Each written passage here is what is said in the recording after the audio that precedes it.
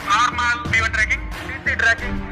Tracking message lift off of PSLV C-57 with Aditya L1 on board. अगर India की बात करें तो पहले मिशन मून की बहुत बल्ले बल्ले थी पूरे दुनिया में, ना सिर्फ इंडिया पाकिस्तान बल्कि पूरी दुनिया में उसकी बात की जा रही थी। और अब PSLV C-57 यानी कि आदित्य L1 ये उड़ गया है सूरज की ओर। तमसो मा ज्योतिर्गमय, फ्रॉम डार्कनेस टू लाइट यानी कि अंधकार से उजाले की ओर का सफर इसने तय कर दिया है। चंद्रयान की भव्य सफलता के बाद अब आदित्य L1 गया है सूरज को ऑब्जर्व करने। हम यहाँ पर आटा, चीनी, दाल, रोटी के मसाइल में पड़े हुए हैं और इंडिया चांद पर जा रहा है, सूरज पर जा रहा है और दुनिया में अपनी तारीख रकम करवाते जा रहा है। दुनिया अभी इंडिया की मिसाइलें दे रही है, द नंबर 1 है या फिर ओनली 1 है। गाइस हम क्या हैं?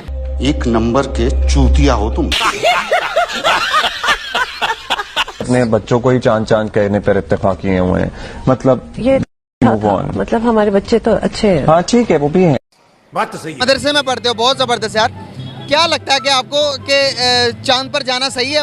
जो नॉन मुस्लिम जा रहे हैं, अभी इंडिया चांद पर चला गया, चांद पर जाकर वो स्टडी कर रहा है, क्या कहना चाहेंगे इस बारे में? सबसे बड़ी बात तो ये है, चांद पर जाना बड़ी बात नहीं है। अच्छा चांद को कदमों में बुलाना बड़ी बात है। हमारे नबी अलैहिस्सलाम ने चांद को कदमों पे बुलाया। मजीद बढ़ना ही तो फिर मैं तो यही कहता हूँ कि इंग्लैंड को वापस कर दें, पाकिस्तान उनको दे दें वापस, हमसे चल नहीं रहा।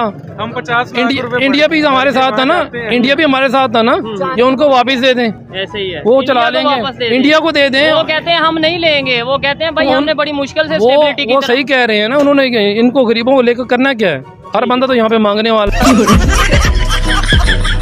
इंडिया ने साइंस और टेक्नोलॉजी में बड़ी तरक्की कर ली है। जी, इंडिया की साइंस एंड टेक्नोलॉजी के ऊपर तरक्की करने की जो बुनियादी वजह अगर आप देखें तो उनका चंद्रयान मिशन जब पहली बार जैसे ही उसने चंद्रयान के ऊपर लैंड किया था तो सबसे पहले आप लोगों ने देखा होगा कि पाकिस्तान के अंदर उसकी फेल की खुशी मनाई गई है कि यार ये इनका लॉन्च हो चुका है, यानी इनका फेल हो चुका है। उसके बाद देखें लॉन्च हो चुका है और फेल होने की दुआएं मांग रहे हैं। फेल होने की पाकिस्तान में 2 बार खुशियाँ मनाई गई हैं, बाकायदा मिठाई वगैरह तकसीम की गई। लेकिन देखें 3rd बार अगर आप देखें कि चांद की जो साउथ पोल के ऊपर इंडिया जाने वाला वाहिद मुल्क है। अगर आप देखें तो अमेरिका के अंदर भी इसकी एक आपने बाकायदा तौर पर पोस्टर लॉन्च हुए थे जिसके अंदर एक शख्स गाय पकड़कर खड़ा हुआ है। हाँ जी, चंद्रयान को लॉन्च करने वाले 2 बंदे जो उनका मजाक उड़ा रहे हैं। आज देखें यही लोग इनसे आगे पूछेंगे, इंडिया से, इंडिया के अंदर एजेंसीज आएंगी, तो बार जो उनके पास फार्मूला पूछा जाएगा और सबसे कम बजट के अंदर इंडिया ने साउथ पोल के अंदर जाके अपना इसको लैंड किया। उसके बाद यहाँ से मेटल, पानी की दरियाफ्त, तो सबसे पहले आप देख सकते हैं कि गोल्ड की ज़खायर दरियाफ्त करने वाला इंडिया पहला मुल्क बनेगा।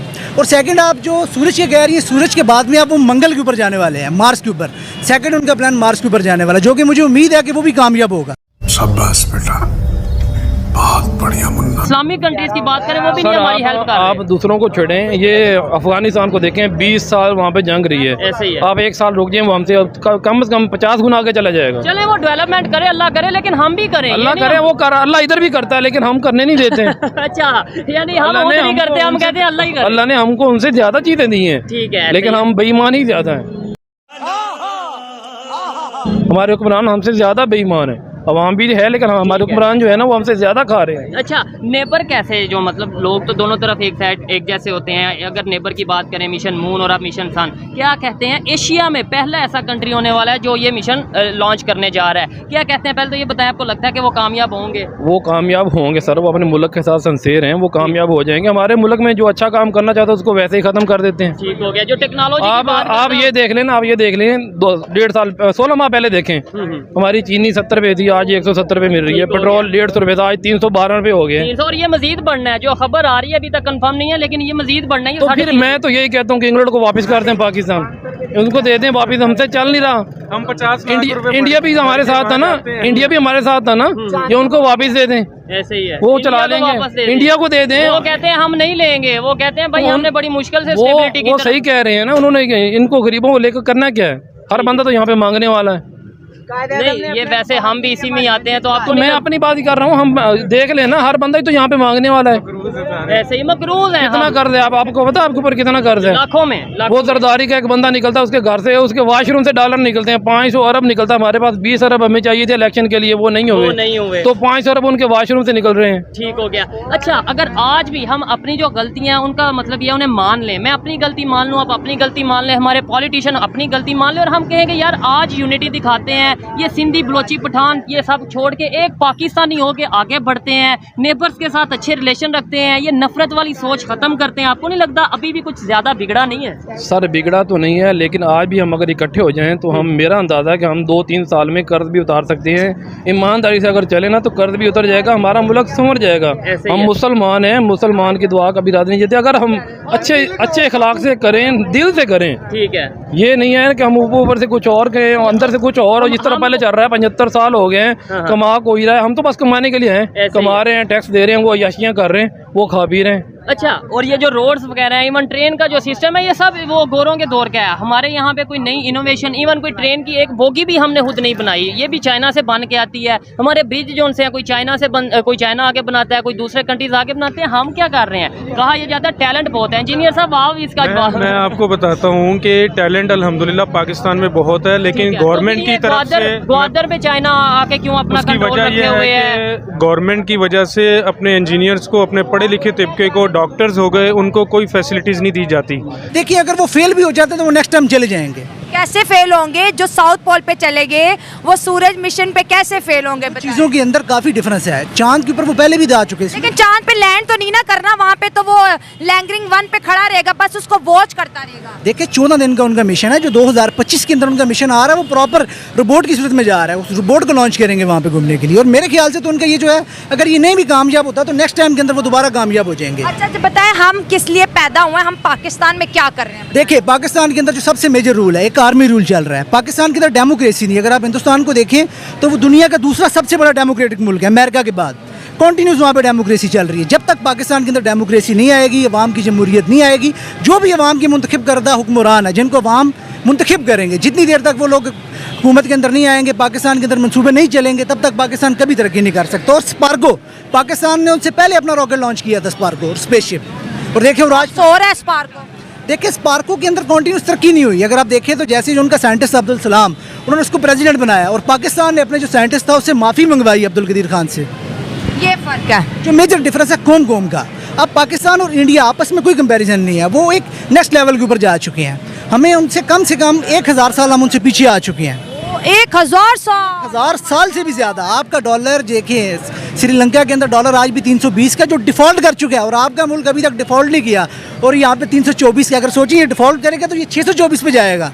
अफगान 30 साल से जंग है उनके मुल्क के अंदर, आज उनका डॉलर देखें 75-80 रुपये का। पाकिस्तान के अंदर महंगाई 40 से 50% तजावज़ कर चुकी है। मौजूदा हुकूमतें आ रही है, उनको गिरा रहे हैं, आर्मी का रूल आ रहा है, और देखिए पाकिस्तान डे बाई डे नीचे जा रहा है।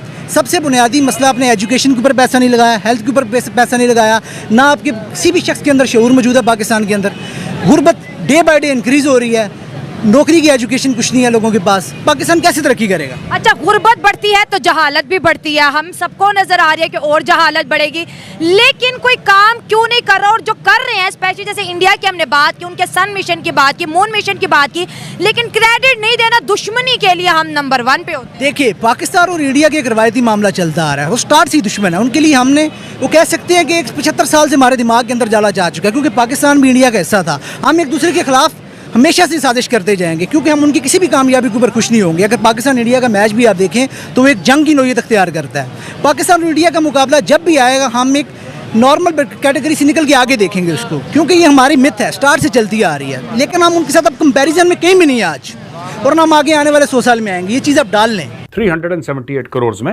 ये पूरा मिशन इसरो ने गो कर दिया।